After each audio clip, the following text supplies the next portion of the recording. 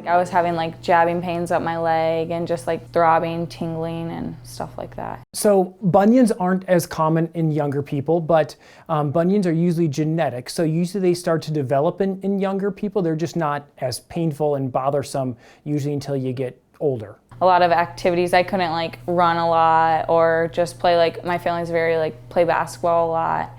And I couldn't do any of those sports without having pain. So Jenica had a bunion, but she also had metatarsus adductus. And that's where the first and second metatarsals turn in, which doesn't allow for correction of the bunion. What's unique now, though, is we used to have to make all those cuts by hand. So now there's jigs and instruments out there which we can put onto the foot and help get the correction that we need, but it's reproducible every time to get the correction to correct the second and third metatarsals and then to correct the bunion. So I had my left one done first, and then I had my right foot done in February. What we did is we did an osteotomy and took a wedge of bone out of her second and third metatarsals, which allowed them to correct, and then we were able to fix the bunion to correct that to make it straight. What we found is actually if we can fix bunions sooner before they get arthritis down in them, then we can correct it before, and we can do different procedures that can preserve the first metatarsal joint where the bunion is at.